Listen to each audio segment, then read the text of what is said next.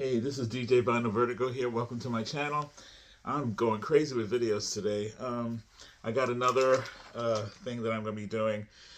Doing I guess this is a thread that's out there, a challenge or whatever you want to call it, Red or Dead. And this was put together by Steve. No, Steve. A is for Alice, B is for Bob.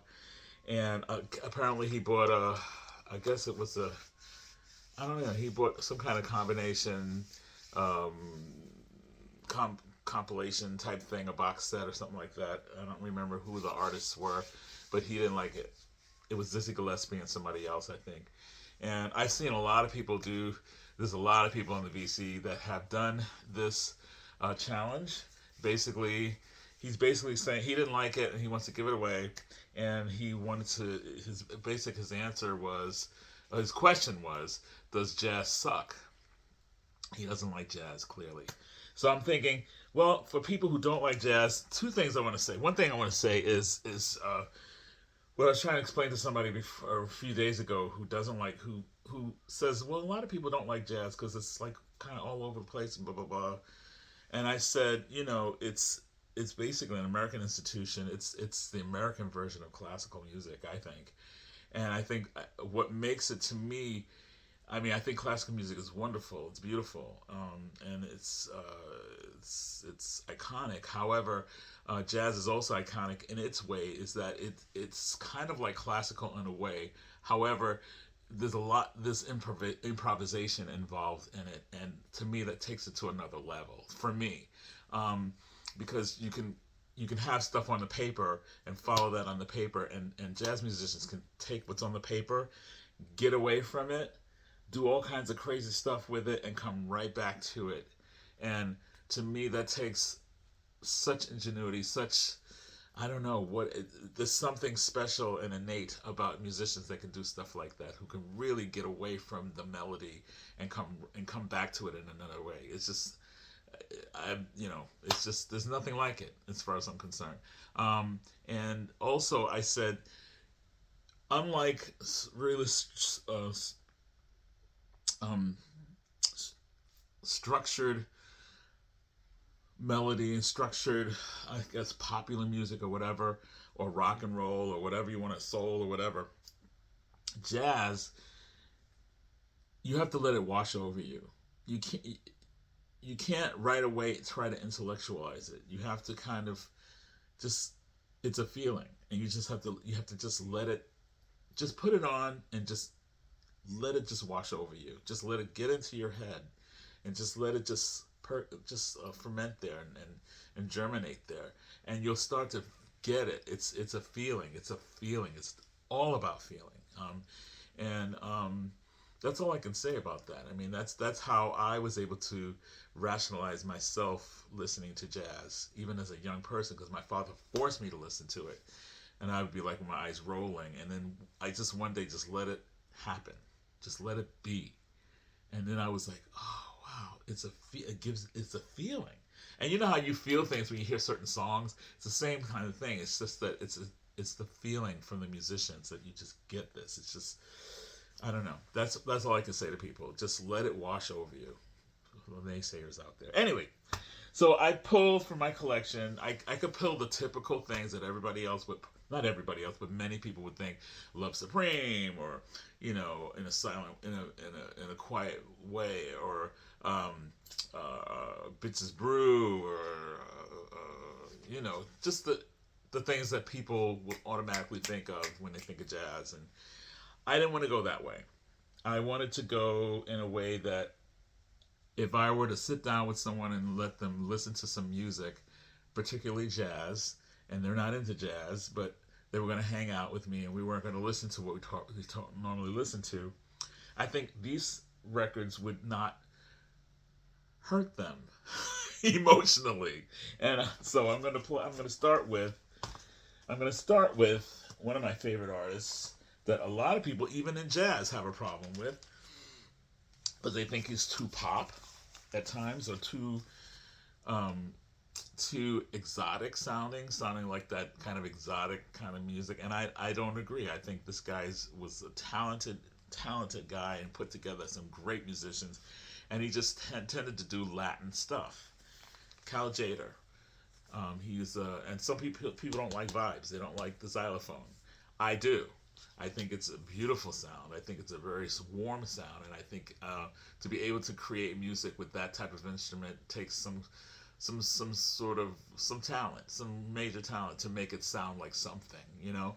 And so Cal Jada to me was the person to do that. And I would normally pull my regular one out, several shades of jade from my childhood. But you've seen me in many videos talk about that when I'm done talking about that. So this one is a triple record. This is a Record Store Day. I think this was a Record Store Day record. Yeah, I forgot what year. A couple of years ago, probably. Bernie Grundman mastered it. Um, it's a never before released. Cal Jada in the 1960s recorded at Penthouse Jazz Club in Seattle, and the official release of previously unissued Cal Jada music in nearly 20 years. It's fantastic. So it's just got it's vibes. It's smooth. It's not smooth jazz, but it's got that smooth sound. It's just wonderful. Fun. It's not smooth jazz though. I don't want you to misinterpret. Um, and I'm going to keep with the Record Store Day. I just picked up this Record Store Day record. I didn't want to pull the typical Miles Davis out. This is one that has not been released before, I believe. And this is a Miles Davis live at the Plug Nickel, December 23rd, 1965. Complete set on 2 LPs from the Second Great Ten Quintet's legendary stand at Chicago Landmark with Wayne Shorter, Herbie Hancock, Ron Carter, and Tony Williams. And even if you haven't gotten into jazz, you know those names. And those names come with a real pedigree. And I think with Miles Davis, you can't go wrong with this. I would just play that for sure. A classic infusion to me, and this is a marked up copy. The cover's not great, but the record's really good shape. Weather Report. Love this album. This is Heavy Weather. And this record, I believe, whether you are into jazz or not, you have heard at least one or two tracks from this record somewhere in your life. And it's got to give you some kind of comfort to know that this music is something that you can actually listen to and it doesn't bother you. Birdland is the one that I think was the one that everybody would have heard. Probably Teen Town is another one. The Juggler. And this has Wayne Shorter, Joe Zono, Acuna.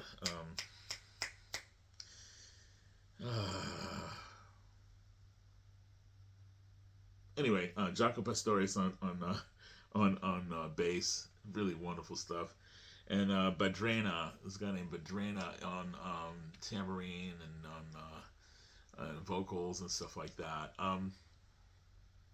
Alex Acuna's on that, yeah. But this is a really, really great record. This is a classic.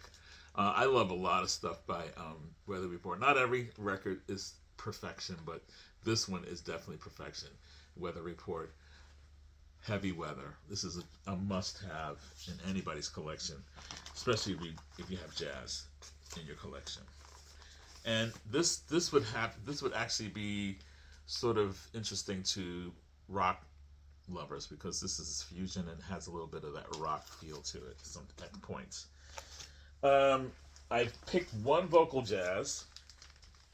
A lot of people don't like vocal jazz unless it's Ella Fitzgerald or Sinatra or Billie Holiday, and that's pretty much, or Sarah Vaughan maybe, and that's about it.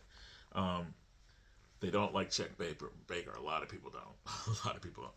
But this woman is more contemporary, Grammy-winning, beautiful, and fabulous singer, Cassandra Wilson.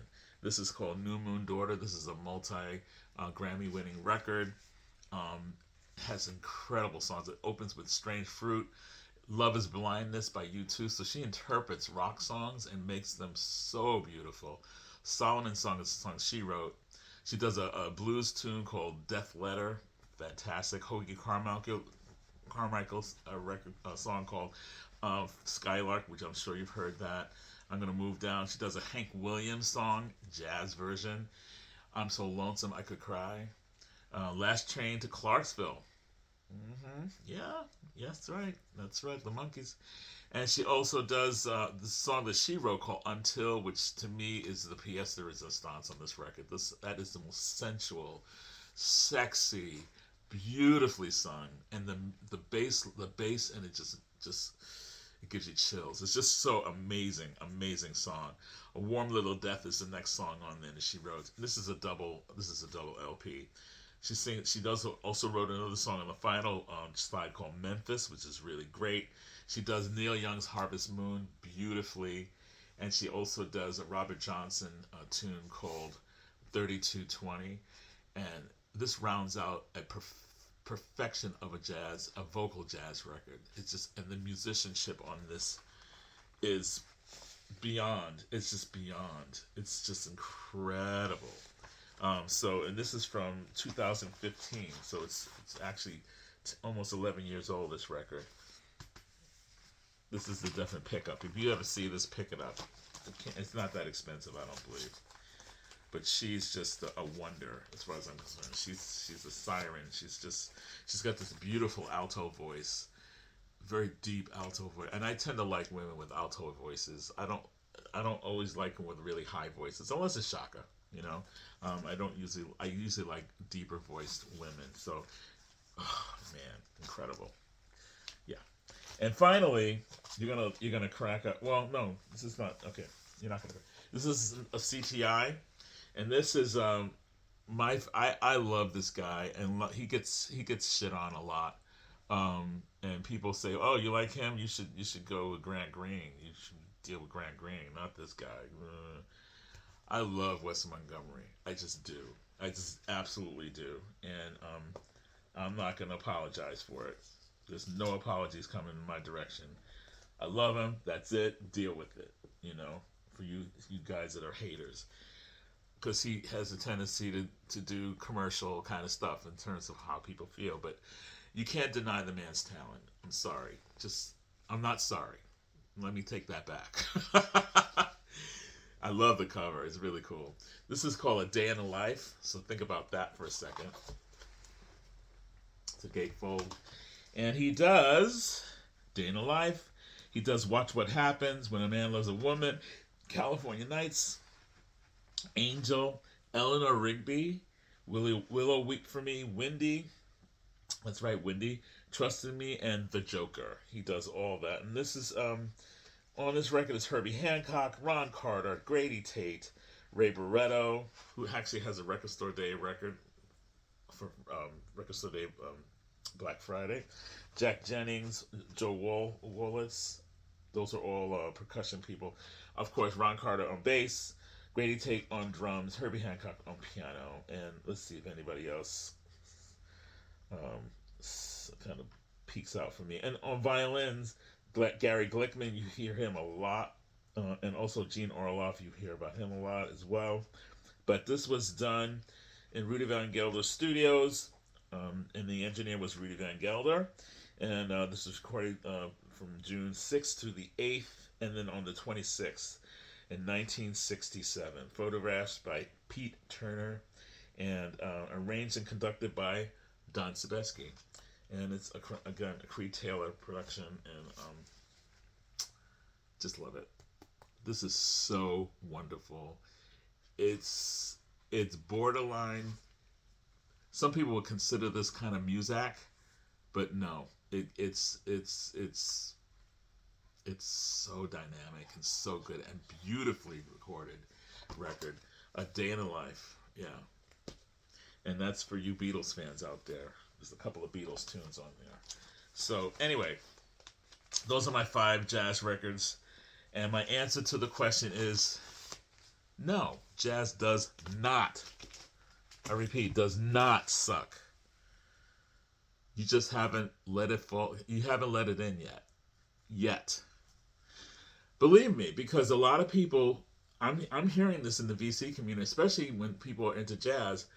A lot of people said that they were never into jazz until COVID happened, and then they had and also when vinyl started coming back big time, and they started to listen to stuff, and they started to check out some jazz music, and all of a sudden become obsessed with it. So they finally let it in. You just haven't let it in yet. And of course, if you want to get kind of cerebral about it, there's a book called The History of America's Music. America's Music. This is an American iconic phenomenon, jazz, created by Americans. And this is done by, this is a book by Jeffrey Ward and Ken Burns, who did the series on PBS, the jazz series, right? Who also did the country series and all that. And Civil War and baseball and all that other stuff. So it's a great book. It's got great photographs in there. It goes through the whole chronology of jazz, and it's a great book to check out. You could probably find this in a thrift store, even probably. I don't know. But you can get this online for sure. It's a great book. This book was given to me. I don't know. People always give me jazz books for some reason because they know I talk about it. I'm not like obsessed with jazz. I mean, I just happen to love it. You know, I'm not a jazz bum. I'm not one of the jazz bums, but I check out the jazz bums on Friday. And you know, so I'm not an expert. I'm not one of those experts, but I do know a lot. So about it because of my father. Anyway, that's it. That's all I have to say about that. And again, I'm going to have to say it again. No, jazz does not suck. There's a lot of things that do, but that does not suck. And that's it, guys. So, have a great Sunday. And I'm sure if you went to a record store day, you have stuff to do, meaning listen to. So, I'm not going to waste any more of your time. And I'm going to say just keep listening to great music. I'll see you soon. Take care.